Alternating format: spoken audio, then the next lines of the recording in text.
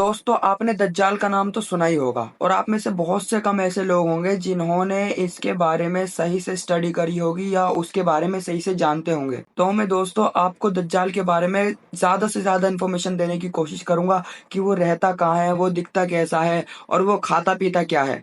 और सबसे बड़ा सवाल तो ये है कि वो इस दुनिया में सच में एग्जिस्ट भी करता है या नहीं, वो पैदा हो चुका है या बाद में आएगा, और अगर वो इस दुनिया में पैदा नहीं हुआ है तो होगा कब, और अगर वो पैदा हो चुका है, इस दुनिया में एग्जिस्ट करता है, तो वो आ क्यों नहीं जाता, वो अपना फितना क्यों नहीं फैलाता, वो खून खराबा क्यों नहीं करता, वो तो बहुत ज्यादा ताकतवर है। तो देखो दज्जाल इस दुनिया में पैदा हो चुका है और सबसे इंटरेस्टिंग बात कि वो हमारे ही गोले में है और वो ऐसे जानवर पर बैठकर आएगा जिसके बहुत ज्यादा बाल होंगे, उसके पास एक जानवर भी है। देखो दोस्तों दज्जाल का असल मकसद मुसलमानों का ईमान खराब करना होगा। वो ये चाहेगा कि हम एक अल्लाह को छोड़कर उसको खुदा मान ले माज अल्लाह, और हम उसकी इबादत करने लग जाए। जो उसे मान लेगा उसे तो वो बहुत ज्यादा खुश रखेगा, अपने साथ साथ रखेगा और अपने साथ साथ लेकर भी चलेगा। लेकिन वो जो उसे नहीं मानेंगे उन्हें वो तरह तरह से मजबूर करेगा और अलग अलग पैतरे आजमाएगा। देखो सबसे पहले तो हम ये जान लेते हैं कि दज्जाल के कितने प्रकार हैं। यस, टाइप्स ऑफ दज्जाल। दज्जाल के प्रकार भी होते हैं, पहला एक छोटा दज्जाल और दूसरा बड़ा दज्जाल। हुजूर अकरम सल्लल्लाहु अलैहि वसल्लम इरशाद फरमाते हैं कि दज्जाल के आने से पहले दुनिया में छोटे छोटे दज्जाल भी बहुत सारे आएंगे। दिखाऊं छोटा दज्जाल? ये देखो। सच बता रहा है। कौन है तो? मोहम्मद इसराइल नाम है मेरा। कौन है तो? नबी हूँ मैं, आखिरी नबी। हाँ आखिरी नबी तो है। एक मरतबा और बता। आखिरी नबी हूँ मैं। आवाज में ही स्कैम है, नबी और वो भी आखिरी।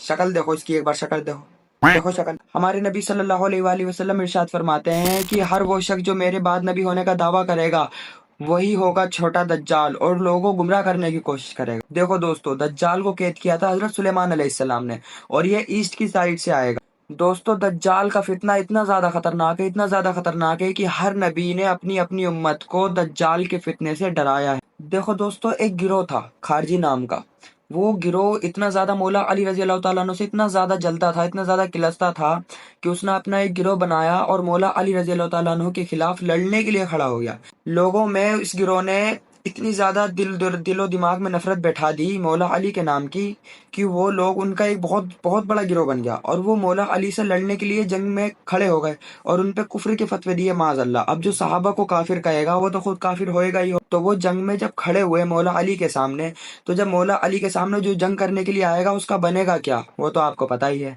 तो सबसे इंटरेस्टिंग बात यह है कि जब मौला अली रजी अल्लाह तआला अन्हु ने इन खारजियों को हराया तो किसी शख्स को निशानियां बताई मौला अली रजी अल्लाह तआला अन्हु ने कि इस निशानी का शख्स मिलेगा, उसे ढूंढो। तो लोगों ने बहुत ज्यादा ढूंढा, बहुत ज्यादा ढूंढा, वो नहीं मिला।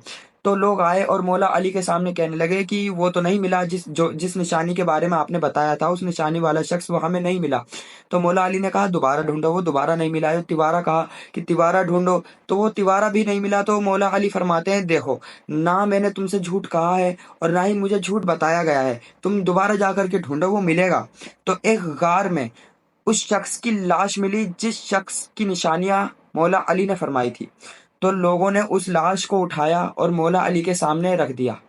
तो जब देखा तो बहुत ही अजीब सी निशानियां थी। लोगों ने देखा कि उस शख्स का एक हाथ औरत की पिस्तान की तरह था। जब लोगों ने ये मंजर देखा तो लोगों में से एक शख्स बोला कि अल्लाह का शुक्र है, अल्लाह तबारक व तआला ने इस सरजमीन को खारजियों से पाक कर दिया। तो मौला अली रजी अल्लाह तआला अन्हु ने कहा बिल्कुल नहीं। अब आप ये सोच रहे होंगे कि टॉपिक तो दज्जाल का था लेकिन मैं बात लेके बैठ गया खारजियों की। तो सुनो कि मौला अली रजी अल्लाह तआला उन्होंने क्या कहा उस लाश को देख करके। मौला अली फरमाते हैं कि बिल्कुल नहीं, इनमें से कुछ लोग अपनी माँ के पेट में हैं और कुछ लोग बाप की पीठ पर हैं। इनका एक गिरोह हार जाएगा तो दूसरा गिरोह सर उठाएगा और इनका सबसे लास्ट वाला गिरोह दज्जाल के साथ निकलेगा। आपको ये बात जानकर बहुत ज्यादा हैरानी होगी कि एक सहाबी जो कि दज्जाल से मिलकर के आए हैं, हाँ दज्जाल से, और उससे बातचीत करके आए हैं। इसका जिक्र हदीस में कुछ इस तरह मिलता है कि एक बार हुजूर सल्लल्लाहु अलैहि वसल्लम मिंबर पे खड़े हुए और उन्होंने तमाम सहाबा इकराम को इकट्ठा फरमाया और कहने लगे कि ए मेरे सहाबा, ए लोगो, मेरे पास आज तमीमदारी आए थे और उन्होंने मुझे बताया کہ وہ جب اپنے ساتھیوں کے ساتھ سمندری سفر پہ تھے تو وہاں پہ اتنا تیز طوفان آیا کہ وہ کئی مہینوں تک تو سمندر میں ہی گھومتے رہے، لیکن بہت ٹائم بعد وہ ایک ٹاپو پر جا کر کے پہنچے جب سورج ڈوب رہا تھا۔ تب ان کی ملاقات سیاہ رنگ کے الگ ہی طریقے مخلوق سے ہوئی جن کے بدن پہ بہت زیادہ بال تھے۔ جب تمیم داری نے ان سے بات کرنے کی کوشش کی تو انہوں نے کہا، دیکھو، نہ ہم تمہاری بات سنیں گے اور نہ ہی ہم تمہیں کچھ بتائیں گے۔ تم وہاں بت خانے میں جاؤ، وہاں پہ کوئی شخص تمہارا انتظار کر رہا ہوگا، وہ تمہاری ساری باتیں سنے گا بھی اور وہ تمہیں کچھ بتائے گا بھی۔ تو دوستو، جب تمیم داری اور ان کے ساتھی اس بت خانے کے اندر گئے تو انہوں نے دیکھا کہ ایک شخص جو کہ بہت زیادہ جنزیروں کے ساتھ سختی کے ساتھ جکڑا ہوا تھا، اس شخص نے تمیم داری سے پوچھا کہ تم کہاں سے آئے ہو؟ تو تمیم داری نے جواب دیا کہ میں شام سے آیا ہوں۔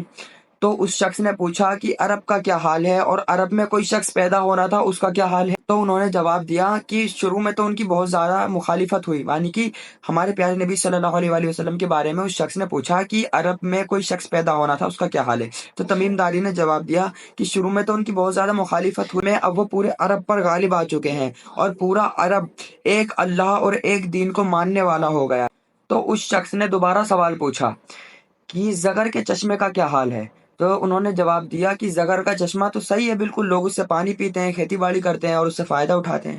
پھر اس نے دوبارہ سوال پوچھا کہ عمان بسان کے کھجوروں کا کیا حال ہے؟ تو انہوں نے پھر جواب دیا کہ عمان بسان کے کھجور تو بڑھیا ہیں، ہر سال ان پہ پھل آتے ہیں درخت پہ، لوگ اسے کھاتے ہیں، اس سے فائدہ اٹھاتے ہیں۔ تو دوستو، اتنا سننے کے بعد اس شخص نے جو جنزیروں میں جکڑا ہوا تھا بت خانے کے اندر، جس سے تمیم داری ملنے کے لیے گئے تھے، اس شخص نے 3 چیخیں ماری زور زور سے اور کہنے لگا کہ میں دجال ہوں، اور کہنے لگا کہ عنقریب میں آزاد ہو جاؤں گا اور دنیا کے چپے چپے پہ گھوموں گا، لیکن مکہ اور مدینہ میں گھسنے کی میرے اندر طاقت نہیں ہوگی۔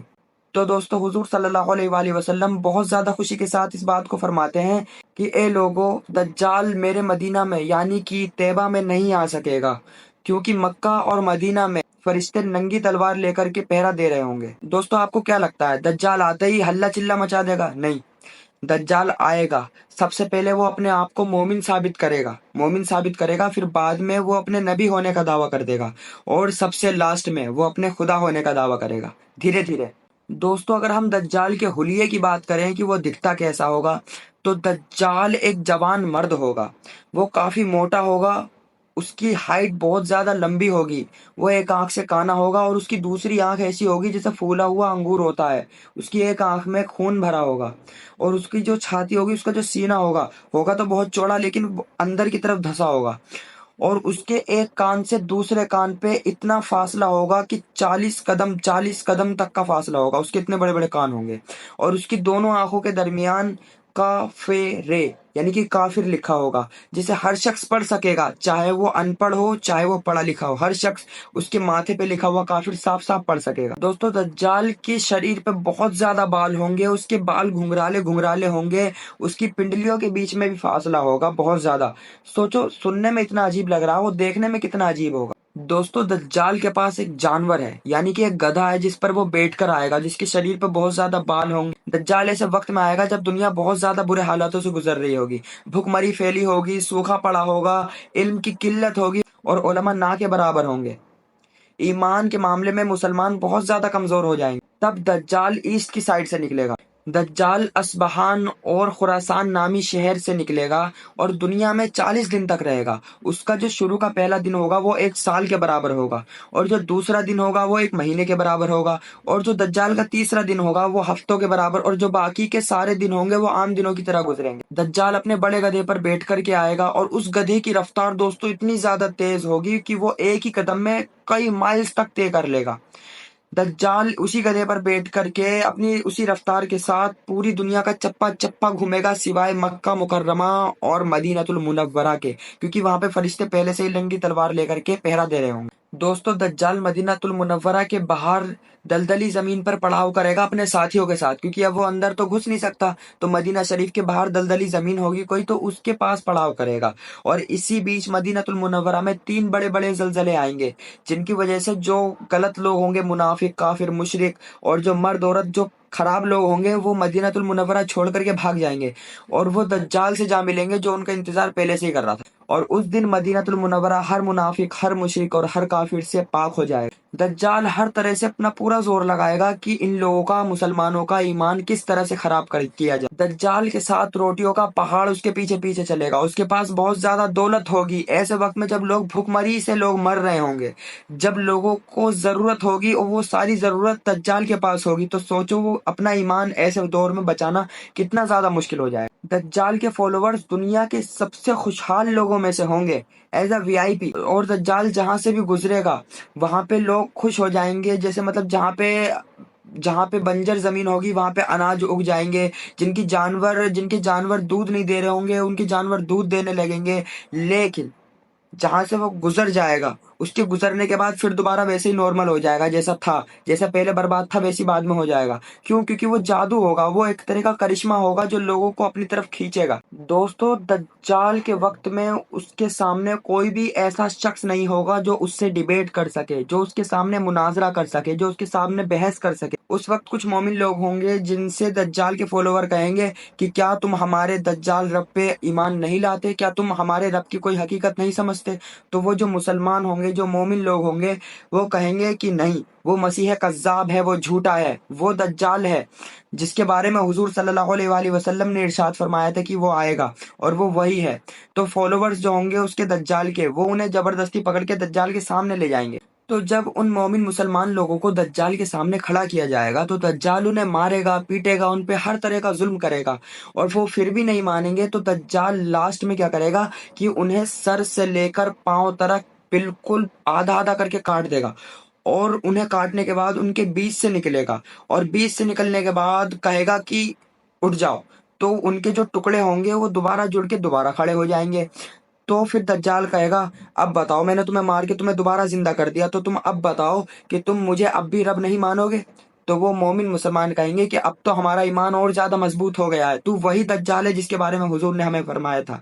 तो दज्जाला बहुत बुरी तरह किलस जाएगा। अब वो लास्ट में उन्हें ज़िबा करने जाएगा और अपनी जहन्नम में डालेगा। लेकिन जो उस दज्जाल की जहन्नुम होगी वो रियल में जन्नत होगी, और जो जन्नत लेके घूम रहा होगा, जो लोग उसकी जन्नत में होंगे, वो जन्नत में नहीं बल्कि रियल में जहन्नम में हो। दोस्तों, दज्जाल के लश्कर में इस महान के 70,000 यहूदी और उनकी 13,000 औरतें होंगी, प्लस उसे शैतान की फौज की फुल सपोर्ट होगी। वो कहेंगे कि देखो भाई, हम ईमान खराब करने के लिए इन लोगों का कुछ भी करेंगे, दज्जाल जो भी हमें हुक्म देगा वो हम करेंगे। ऐसे दौर में जो मोमिन मुसलमान होंगे वो धक्कन के पहाड़ में भाग करके छुप जाएंगे, वहां पनाह लेंगे। लेकिन दज्जाल यहाँ भी नहीं मानेगा और उस पहाड़ का घेरा करेगा। इस आलम में जब मुसलमान बहुत ज्यादा परेशान होंगे, मोमिन मुसलमान बहुत ज्यादा परेशान होंगे, भूख प्यास की शिद्दत होगी, वो बहुत ज्यादा परेशान होंगे और अल्लाह से दुआ करेंगे।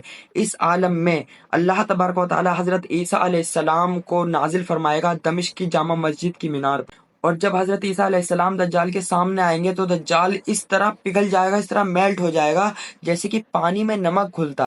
और हजरत ईसा अलैहिस्सलाम दज्जाल को कत्ल करेंगे मकामे लूत पर, और उसके एक भी फॉलोवर को जिंदा नहीं छोड़ें। दोस्तों, नबी अलैहिस्सलातु वस्सलाम ने इरशाद फरमाया कि जो शख्स सूरह कहफ की शुरू की 10 आयतें याद कर लेगा वो दज्जाल के फितने से बचा रहेगा। अल्लाह तबारक व तआला हम मुसलमानों को दज्जाल के फितने से बचने की तौफीक अता फरमाए।